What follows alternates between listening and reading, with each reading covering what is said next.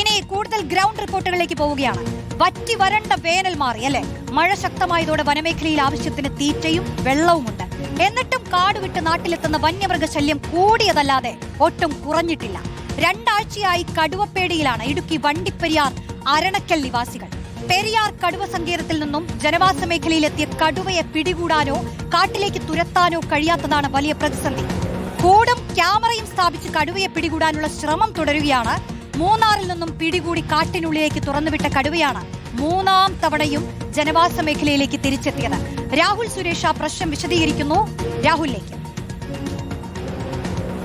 വണ്ടിപ്പെരിയാർ അരണക്കൽ ഭാഗത്ത് വീണ്ടും കടുവ ഇറങ്ങിയിരിക്കുകയാണ്. ജനവാസ മേഖലയ്ക്ക് അടുത്ത് തന്നെയാണ് കടുവയുടെ സാന്നിധ്യമുള്ളത്. ഇപ്പോൾ വനംവകുപ്പ് ഉദ്യോഗസ്ഥർ ദൃശ്യങ്ങളിൽ കാണുന്ന പോലെ തന്നെ കൂട് വെച്ചിരിക്കുകയാണ്. സമാനമായിട്ടുള്ള 18ഓളം 10ലധികം കൂടുകൾ പ്രദേശത്ത് സ്ഥാപിക്കുകയും ചെയ്തിട്ടുണ്ട്. ഏതാണ്ട് 18ഓളം ക്യാമറകൾ, നിരീക്ഷണ ക്യാമറകളും പ്രദേശത്ത് സ്ഥാപിച്ചിട്ടുണ്ട്.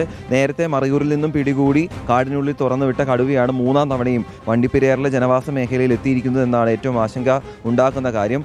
നേരത്തെ ഈ കടുവയുടെ ദേഹത്ത് റേഡിയോ കോളർ ഉണ്ടായിരുന്നു. അതുകൊണ്ട് തന്നെ അതിൻ്റെ സിഗ്നലും ഇപ്പോൾ പരിശോധിക്കുന്നുണ്ട്. ഈ മേഖലയിൽ തന്നെ കടുവയുണ്ടെന്നാണ് പറയുന്നത്. ഇപ്പോൾ നമ്മളോട് ചേരുന്ന പഞ്ചായത്ത് മെമ്പറാണ്. ചേട്ടാ, ഇതിപ്പോൾ കുറേ വലിയ ആശങ്കയെ മാറുകയാണല്ലേ?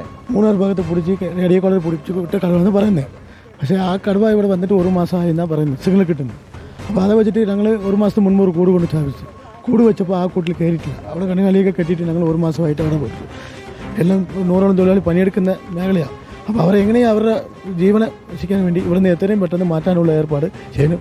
തൊഴിലാളികൾ ഉൾപ്പെടെ ജോലി ചെയ്യുന്ന ഒരു സ്ഥലം കൂടിയാണ്. ഫോറസ്റ്റ് ഉദ്യോഗസ്ഥർ കൂടി ചെയ്യുന്നുണ്ട്. അപ്പോൾ എങ്ങനെയാണ് നമ്മുടെ ഒരു പ്രവർത്തനം മുന്നോട്ട് പോകുന്നത്? അപ്പോൾ 20ഓളം ക്യാമറകൾ സ്ഥാപിച്ചിട്ടുണ്ട് എവിടെയൊന്ന് ഐഡൻറ്റിഫൈ ചെയ്യാനൊക്കെ ആയിട്ട്. പിന്നെ ഉള്ളത് കൂടുകളാണ്. ഈ കൂടുകൾ ഇതിൻ്റെ ഈ നമ്മുടെ ഒരു നിരീക്ഷണ സംവിധാനം ഉണ്ടായിരുന്നു. ആ നിരീക്ഷണ സംവിധാനത്തിൽ ഇത് ഏകദേശം ഒരു 1/2 കിലോമീറ്റർ അങ്ങനെ ഒരു റേഡിയസിലാണ് ഇത് ചുറ്റിക്കൊണ്ടിരിക്കുന്നത്. അതുകൊണ്ട് വരുന്ന വഴികളിലെല്ലാം ഞങ്ങൾ ഐഡൻറ്റിഫൈ ചെയ്ത് ഡോക്ടറുടെ നിർദ്ദേശാനുസരണം അതിൻ്റെ എവിടെയാണോ ട്രാപ്പിലാക്കാൻ പറ്റുന്നത് അതിനുള്ള നിലയ്ക്ക് നമ്മൾ 3ഓളം കൂടുകൾ സ്ഥാപിച്ചിട്ടുണ്ട്.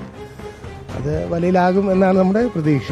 24 മണിക്കൂറും നിരീക്ഷണം തുടരുകയാണ്. ഈ ദൃശ്യങ്ങൾ കാണുന്ന പോലെ തന്നെ കാടിൻ്റെ ഒരു പശ്ചാത്തലം ഒരുക്കിയ ശേഷം ഒരു ചെറിയ പശുക്കിടാവിനെ ആ കൂട്ടിൽ വെച്ചിട്ടുണ്ട്. അപ്പോൾ ഇതിനെ കണ്ടുകൊണ്ട് കൂടിനകത്തേക്ക് കയറുമെന്ന പ്രതീക്ഷയിൽ തന്നെയാണ് വനംവകുപ്പ് ഉദ്യോഗസ്ഥരുള്ളത്. എന്തായാലും ജനങ്ങളുടെ ആശങ്ക മാറ്റാൻ ഏറ്റവും അതിവേഗം നടപടി സ്വീകരിക്കണം.